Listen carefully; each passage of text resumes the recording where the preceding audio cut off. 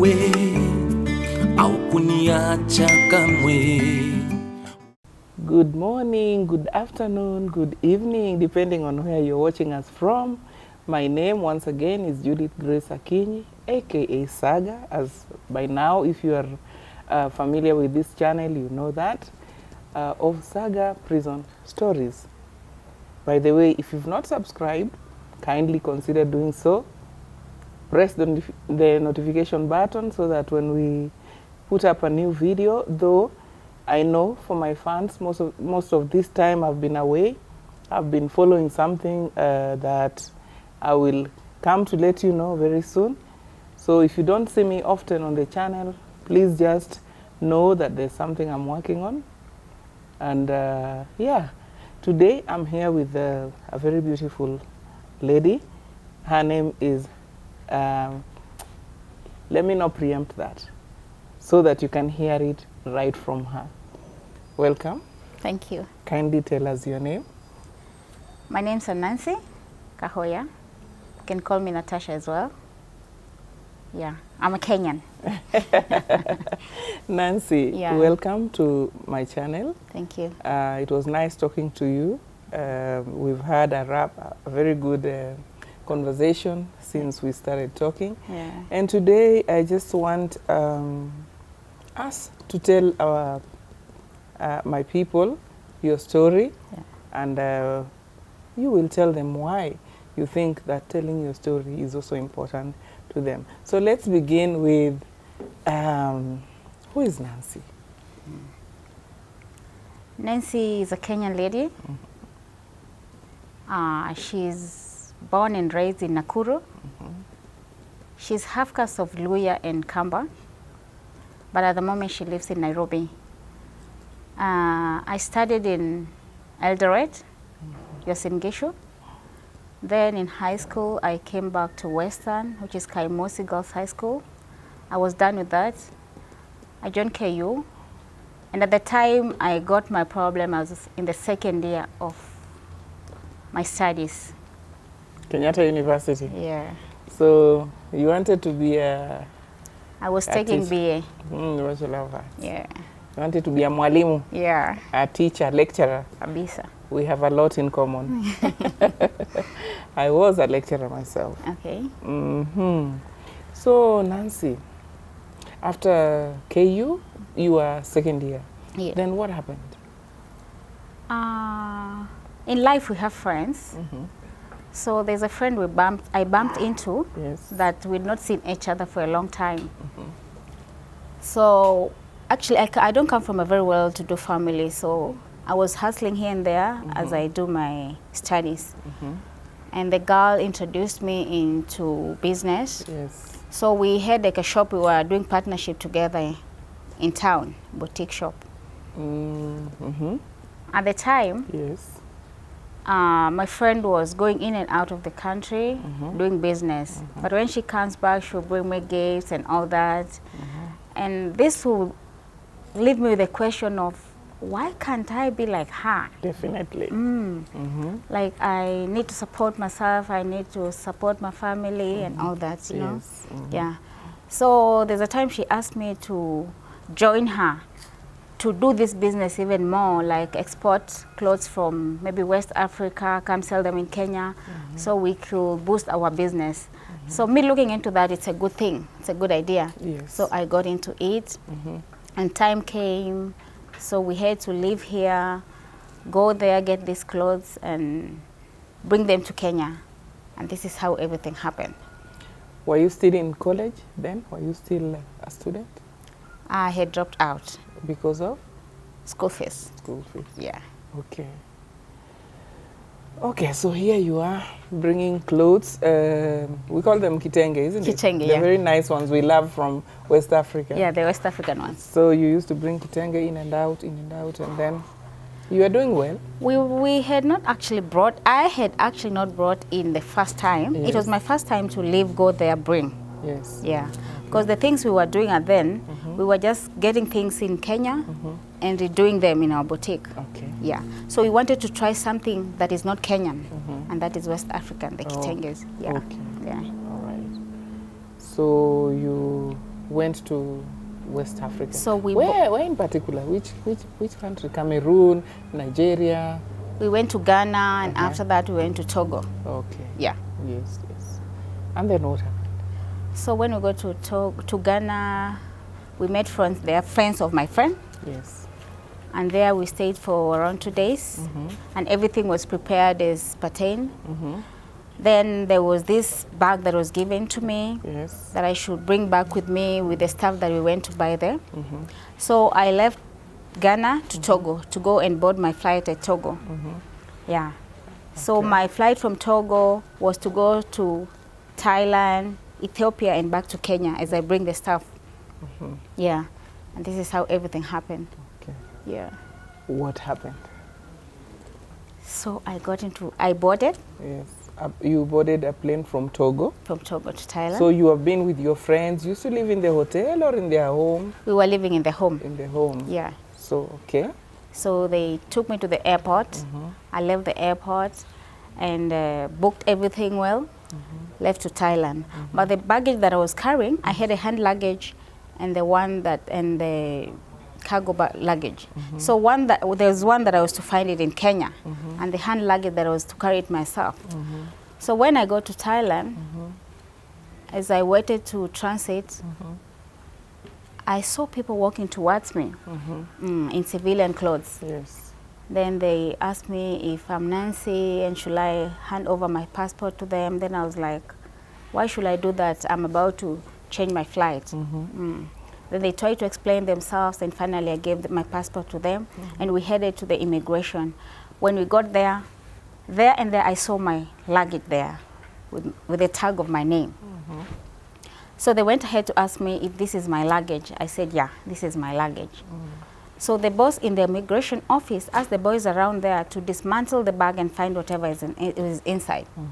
So they started doing that. They dismantled the whole bag over and over again, over and over again. It took around 3 hours, 4 hours before they could get what was inside.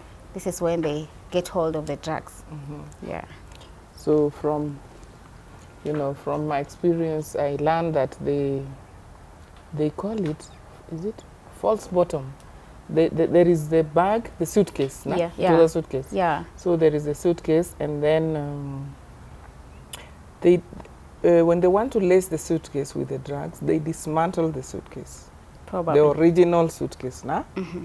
And then they put the bottom, the false, I think they lace the very bottom of the suitcase with the drugs, and then they return the other, the original bottom of the suitcase. Is that what you saw?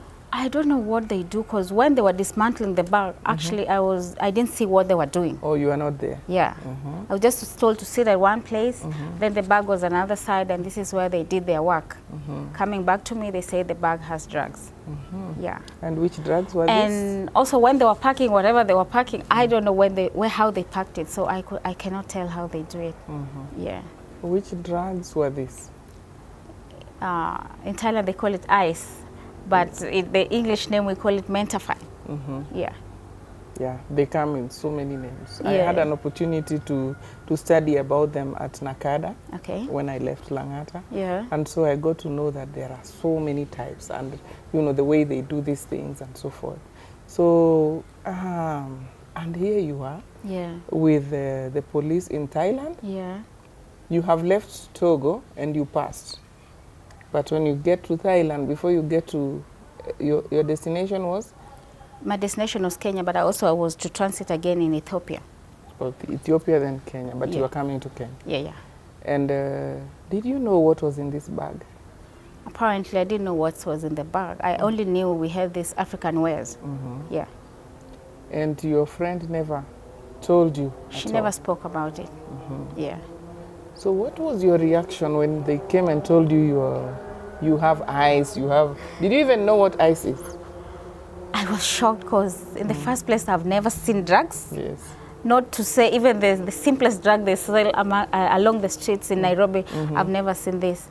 So when they carried this whole thing and brought to me in form of ice, like broken ice, I was shocked. The first question I asked them is, are these not broken glasses? because this is what they look like. You asked the I was police? like, yeah. Are these not broken glasses? Yes. And the policeman says to me, no, these are drugs. Didn't you know that you're carrying drugs? So I was like, no, I didn't know I'm carrying drugs. So the policeman says to me, these are drugs. This is ice. This is the word that he used. This is ice. So I'm all confused because I don't know what is ice. So from there, I knew my life is upside down. All I did is cry and cry. And they put me one side. And the policeman that was speaking to me could not speak good English. So they found somebody who could speak English well. A translator. Yeah. So this man spoke to me and said, oh, don't worry, everything will be all right. You're going to call your embassy. Then you explain to your embassy where you got this from, and then we're going to release you out. So me, when I heard that, my heart sank. And I'm like, okay, now these people are going to let me go. Yes. Yeah. So I sat there for a while. Did you believe they would let you go? I did believe. I know. I did believe because I knew You know? whatever was that, I don't know what it is. Yes. Yeah. So I sat there for almost half a day, I think, as they made their calls.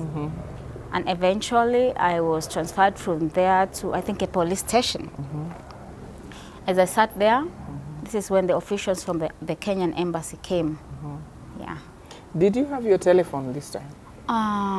When they got hold of me and started dismantling the bag, this is the time they took my phone. They took your phone. Yeah. So you could not communicate with anyone? I could not communicate. And before they started dismantling the bag, they asked me, who gave you this bag? So I said to them, who gave me the bag? They asked me, is the number in the phone? I said, yeah. So they took hold of the number and they tried contacting and all that, but they could not reach the person. They had switched their phones off? Yeah. Yeah. Sorry about that. No problem. And that was the beginning of...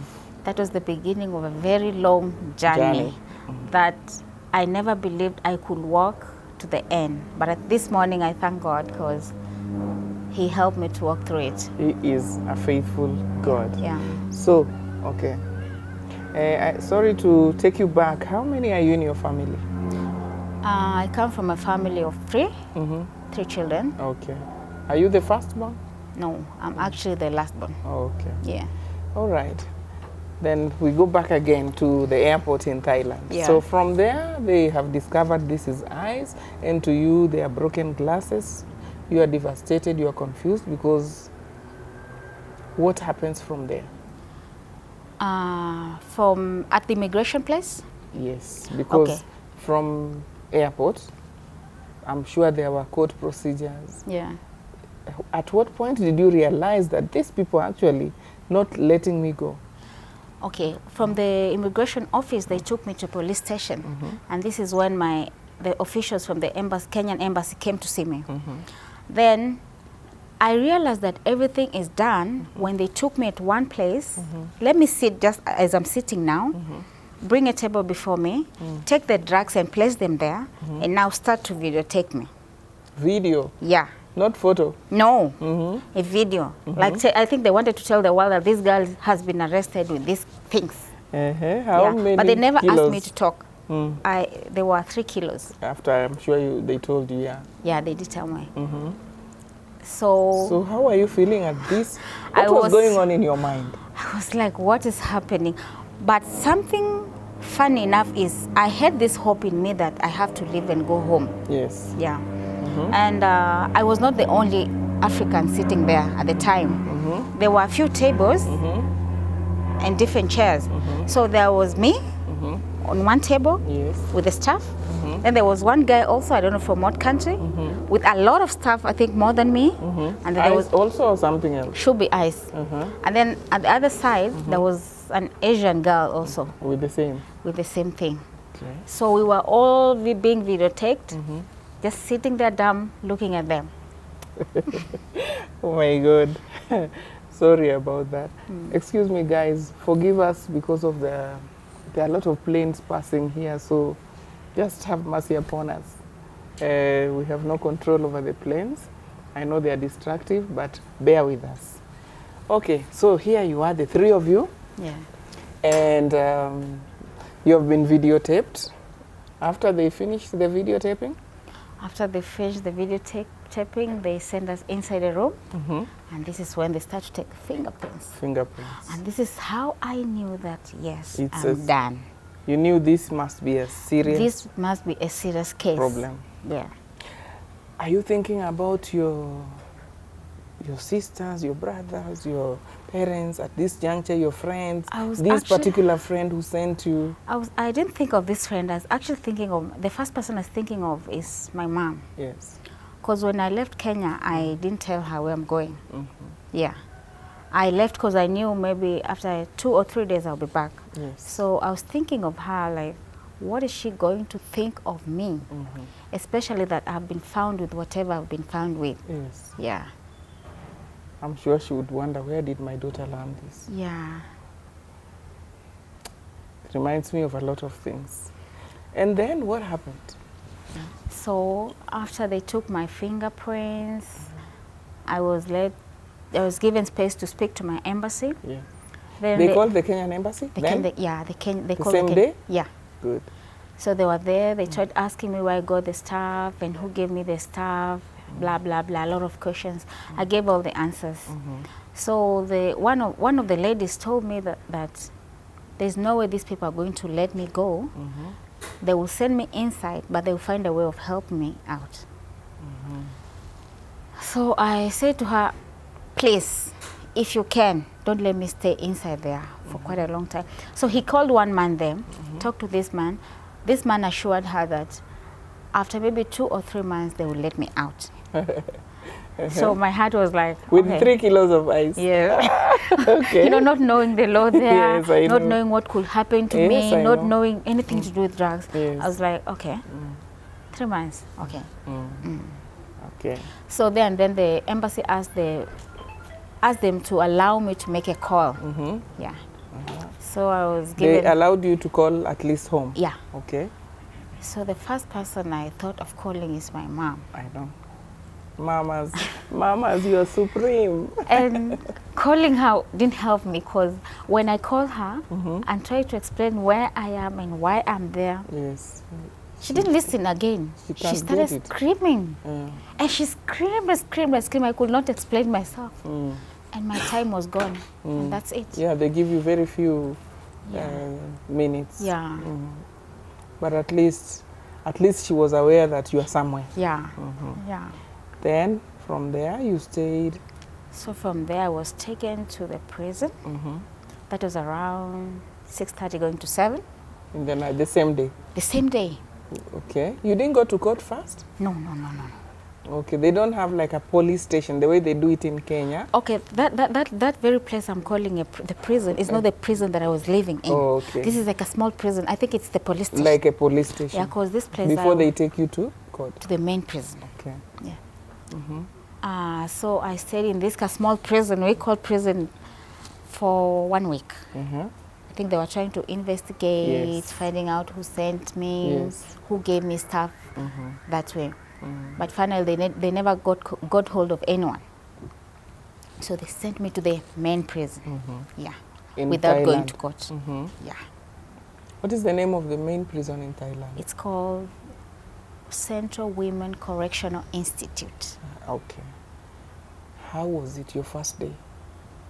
It was heavily raining that very day. And we call rain blessings. We call rain blessings, but for me that day, it was not a blessing. It turned upside down. It turned upside down. So we got to a place, when we got inside, there are around 4 or 5 gates. Yes. So you get to one gate, they sign you in, you get to the other one, they sign you in, you get to the other one, they sign you in, to the last gate. So when you get to the last gate, this is where you get what they call inhuman treatment. First inhuman treatment is there, because they will ask you to undress, send you to one room, and call a nurse in. Then they will try to find if you've hidden anything inside you. When you are naked? Yes. Interesting. They will try to find if you have anything from outside. Then they will bring you out, and they'll bring this prisoner wherever, prisoner gears now. It's a The skirt. prison uniform. Yeah. Does it have a special name? No, we just call it uniform. Here they call it kunguru. We just call it uniform. It's Yes. brown in color Yes. for newcomers. Brown in color. So they'll bring you the round skirt and the light brown top. Then they'll put you one side. Then they'll try to interview you, like In a the real prison. interview. Yeah. Yes. Where are you from? Have you studied? Have you gone to school? Do you have kids? Are parents alive? All those kind of things they will ask you as they note down. Yeah. How much drugs are you having? Like, where were you arrested? Yeah. Everything that will be noted down. Then they will do the prison procedure. Then they will take you in. Okay. Yeah. In the Remand. In the remand cells, The remand cells. how are they? The remand cells are the worst places ever one can live in those Thailand. In Thailand. It's very far from the main gate. Yes. So we walk all through and it's raining, but thank God that day, the woman officer that took me inside at least was very kind and had an umbrella and covered me. So we were walking, just the two of us walking all along. And the way the prison is built, it's like dormitories. Yes. Yeah, there are many buildings. So every building, I think, has a TV. And they're allowed to on their TVs at 6:30 to around 8:30. So at that time when I'm coming in, all the TVs are on. So there's too much noise. So I was like, where am I coming to? It's raining, there's too much noise and all that. So we're walking all through, and I go to the remand, and they open for me. When they open for me, they welcome me with a dish. Very cold dish. The prisoners or Prisoners' food. who gave you the food? The officers? The officers. Okay. Apparently, when we get arrested that side and we are being sent inside, Yes. there's a message sent Okay. That that there is today 3 girls are coming, so the meal has to be prepared and kept there. Yeah. So when I got in, I'm shown where to sit down on the floor. Then the food is brought for me. It is rice and some boiled cabbage, and it's very cold. So when I was given that, I could not even eat. Yeah, can imagine. I gave it back. Then there's something built like a pool, just a few meters from where we were sitting. Yes. Then I'm told to go and shower there. So I'm asking myself, how am I going to shower in a pool? I don't know how to start this. Oh my goodness. I don't know how to start this. I cannot speak the language. Yes. These people cannot speak English. Yes. So we are all like this. Sign Shower, language. shower. Yeah. So me, I'm confused. Have they given you soap? Towel? They've given me a small soap. A towel? There's no towel, a toothbrush, no toothpaste. Just go sort yourself there. Okay. So I try to hold myself back, but this woman keeps on telling me, shower, shower, shower, because they want to keep me inside the room. Yes. So it's like I'm wasting time. So I stood up, I walked. When I got there, I don't know what to do. I don't have a towel. I don't have nothing to change. I only have one pair of uniforms, so how am I going to shower?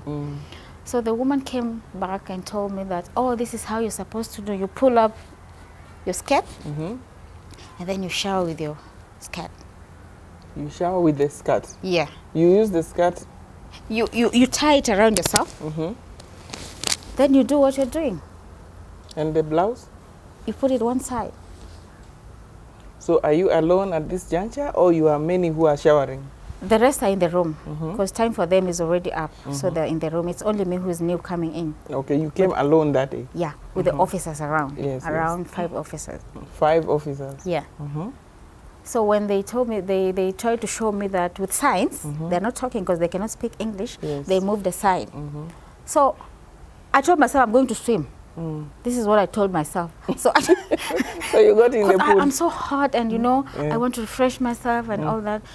So I tried to pull out my clothes. This woman came back screaming at me. No. You cannot do that. So I'm confused.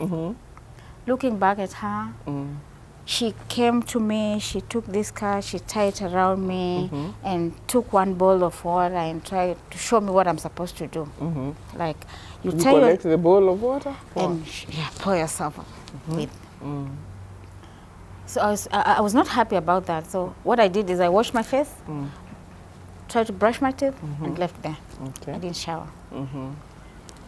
Then I came here, they gave me a dry skirt, a chain, and they took me to the room. Now this is my worst case scenario first day. I take a small room that can hold around 20 people. Yes. But the people in the room are around 200. What? Yes. It's a cube. Actually, it's a cube that can hold only 20 people, but people inside there are around 200. So when they open the door, the people sleeping by the door have to stand up, move, so that the door can be open, and the person getting in can get in, then again close, and then they can fix themselves again to sleep. So how we sleep in the room is, we sleep one on top of the other one. Yeah. When you want to turn, you have to tell your friend that, okay, guys, let's do it. Oh my goodness! I only see this in the movies. Seriously speaking. So Mamma mia. This is crazy. This is true. And there is a what about toilet? So there at the end room? there, there's a cube that has a toilet. Yes.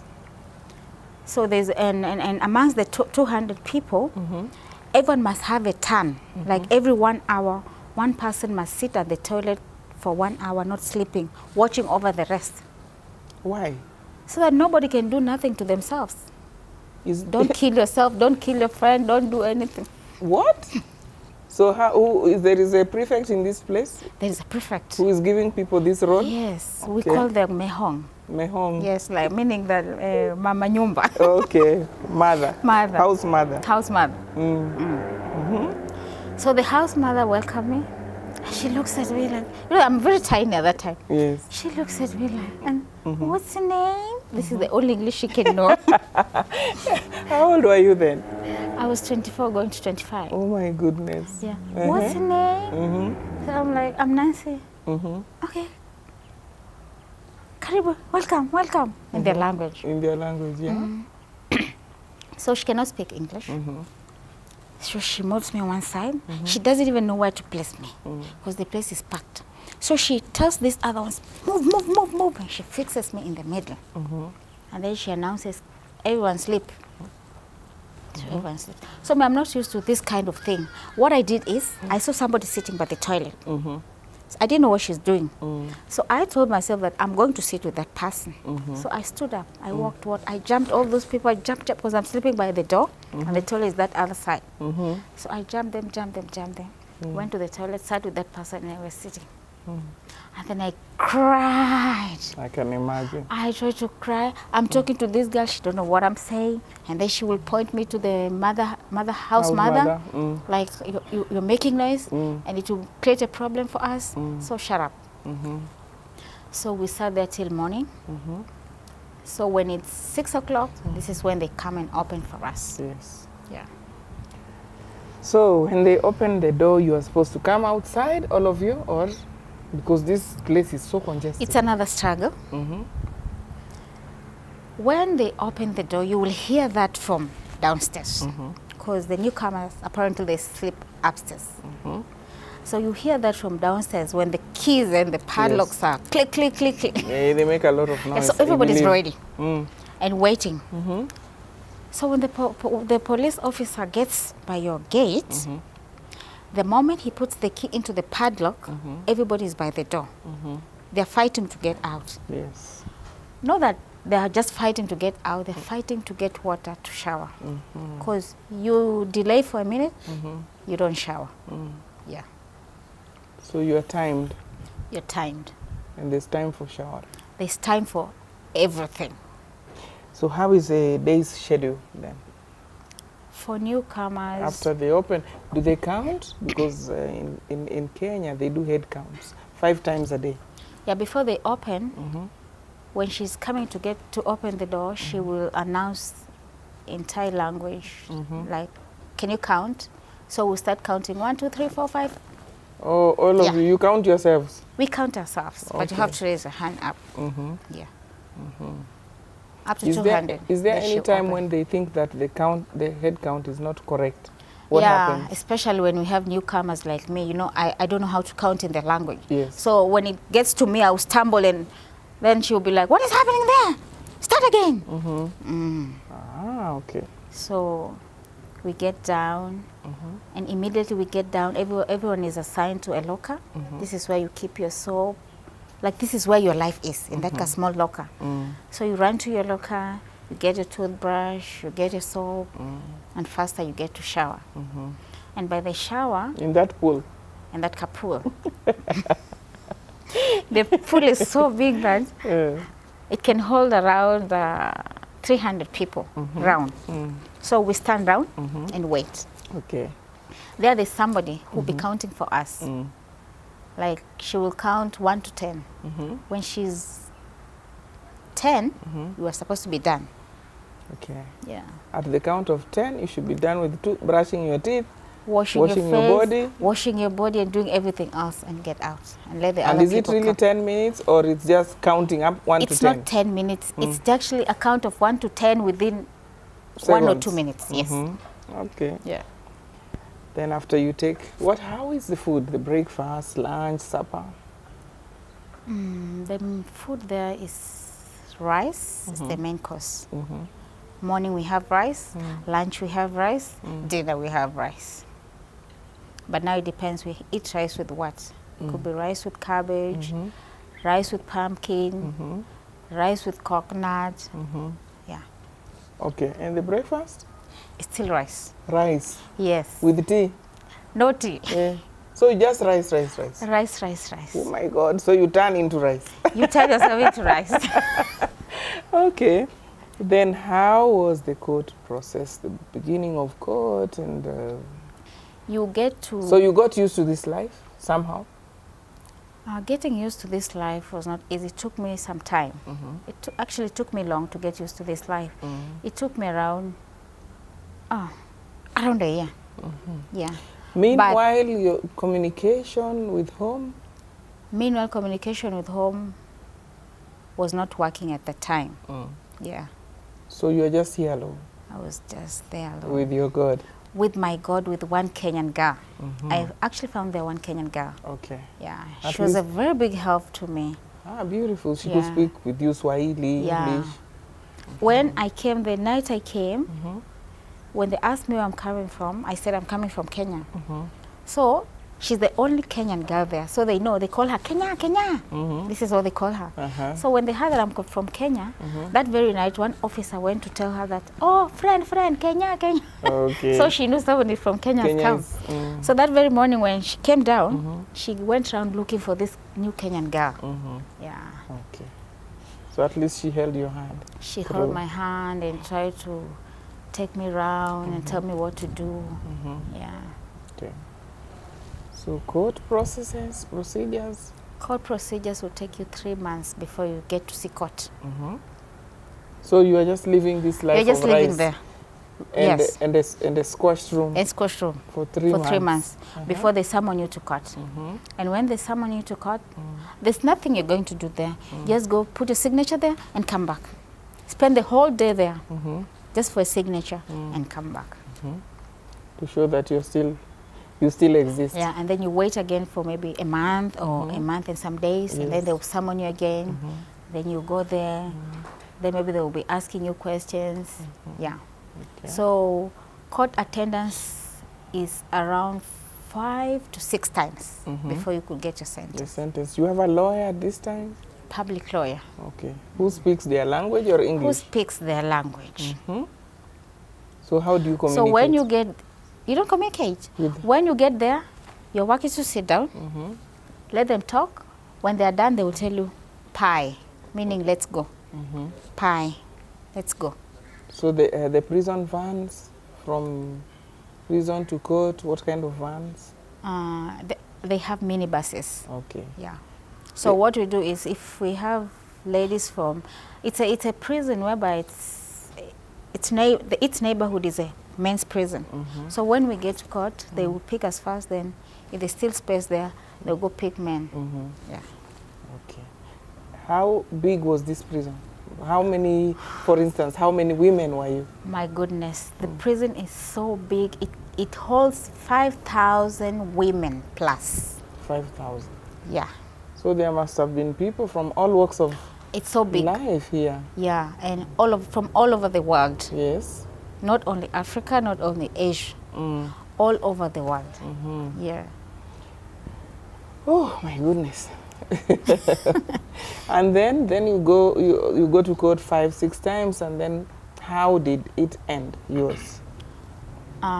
You go to court 5 to 6 times. The last time you go to court is the time that you really sit in court and listen to other proceedings, of which we don't understand what is happening. So they will do that, and when it's your time, they will call you there. The lawyer will speak something, and then they will converse with the judge. I don't know what they're saying.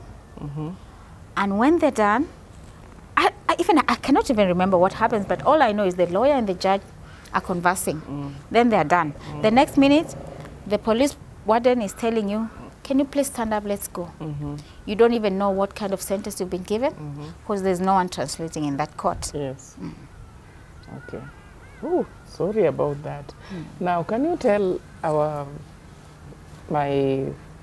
viewers some interesting things that happened, apart from the fact that your mind is bogged down with this thought of this heavy predicament that is ahead of you? Were there some interesting things that, or funny, that you saw in the prison? Yeah, there are funny stuff that I saw in the prison. Did you meet any special kind of person you thought, why is this person here? Yeah. You know? Can you tell us about that? You know, when you get in prison, they strip you away from dignity. Yes. They take away every dignity that you have and keep it with them. Yes. And I realized that prison is not actually for a kind of people, but prison can be for anybody. Because when I got there, I got to understand that ministers are there, people working in the governments are there, people working with the royal family are there, and the last person that we could expect to see there is even the queen of the kingdom was inside there. When you say the queen, some of our viewers may not know that in Thailand, okay, the king is the equivalent of the president, isn't it? Yeah. So you had a chance to meet the king's wife. I think the king has many wives there. Eh? Yeah. He has how many wives? How many? I think maybe he has going to 10. Yeah. So one particular wife came to? One particular wife should be the last one. Came in. And apparently she was living the same life I was living. And this was shocking me, because I was expecting them to maybe take care of her in a special way, maybe seclude her, but this never happened. The same way I lived is the same way she lived. Yeah. Do you remember what was her crime? Actually, her crime was never said. Yeah.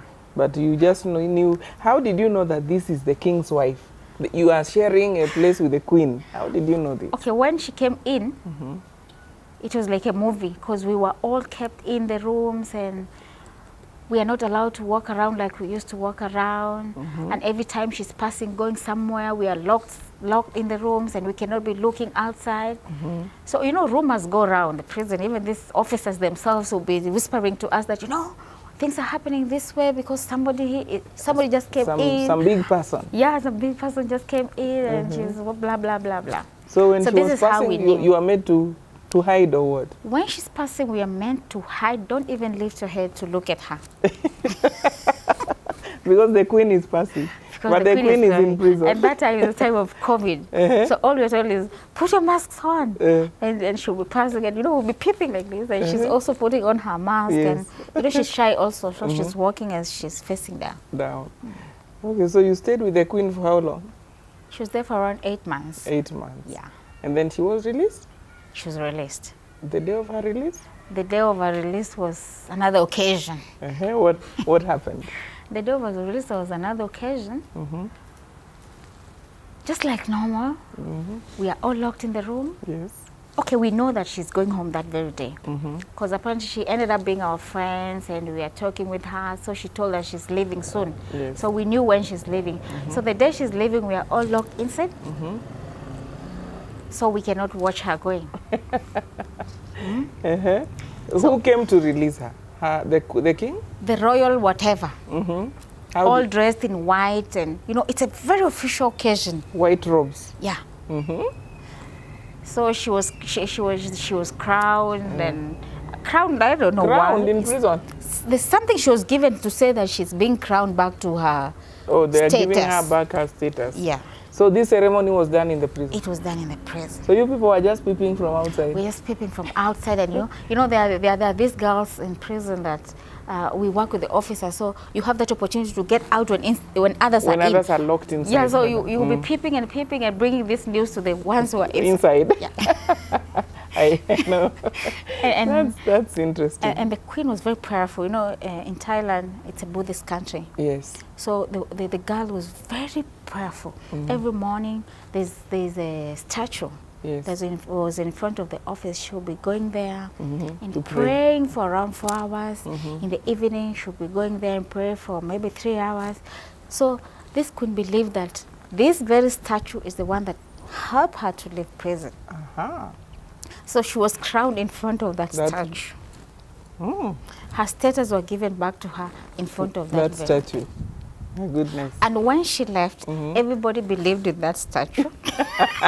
So you guys started praying to the statue? No, not us. Those Asian Oh, people who the are ones Buddhist. who have the same faith with her. Yeah, the people who are with Okay. the same faith with her. They started praying to the same statue, believing that this statue can give us freedom. Interesting. That is, so there were some funny moments, isn't it? There were some funny, Interesting. interesting moments. We could find that also. Oh, Yeah. that is common everywhere. How about any children? Did you have any kid? Yeah. Myself, when I left here, I didn't have a kid, Yes. but I didn't know that I'm pregnant, but I was pregnant, 1 month pregnant. Oh my God. So my whole gestation period was inside there. Then I gave birth there, Yes. and I actually gave birth by cesarean.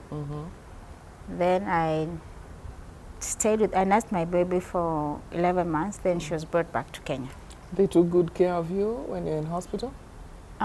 When they get to know that you're pregnant, they transfer you from that bad living condition Yes. to a bad, better living condition. A little bit better. 50-50. Yeah, but it's a bit better. Okay. So where they transfer you, it's a place of pregnant women and women with children. Yes. Yeah, mothers. Okay. Yeah. Do they take good care of the children after that? They try. They try. Yeah, because they provide milk, not for the whole day. Yes. In the morning, they will give you milk that can last maybe for half a day, but the rest of the day you have to take care of yourself. Then in the morning, they will try and provide maybe 3 pampers. Then the rest of the day, know what you can do for yourself. Yeah.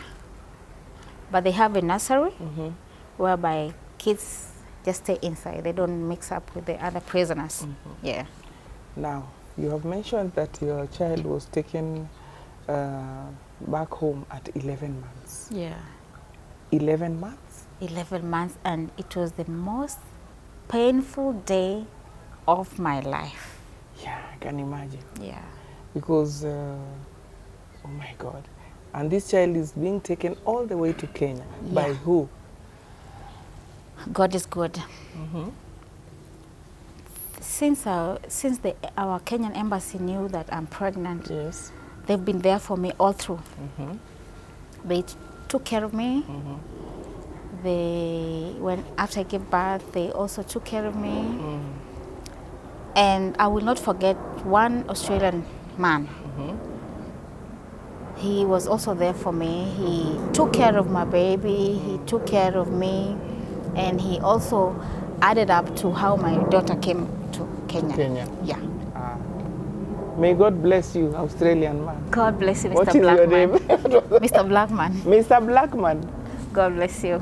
You did well. Yeah, Although the baby was too young. very young. So the baby was brought to your mama? The baby, before the baby leaves, you are called and you are told, because usually foreigners, you cannot keep your baby there for more than a year. Yeah, so they will tell you that before 1 year, you have to plan on how to send your baby back home. If you don't send your baby back home, we are going to send her to the caregivers there. Yeah, Foster homes. Foster homes. Yeah. Foster home. So thinking of a foster home, your child being in a foster home, my have been goodness. speaking a Thai language. Yes. And you know, the girls there will be telling us how the foster homes there are bad, and how the children are being mistreated. So nobody wants their children to go there. Yeah. And then now you carried on with this, you went on to court, and how did it end? For the kid to live? No, for your sentence. The kid, you have told us, Mr. Blackman helped you to bring the child back home. He brought the baby himself? He didn't bring, he just added up to financially.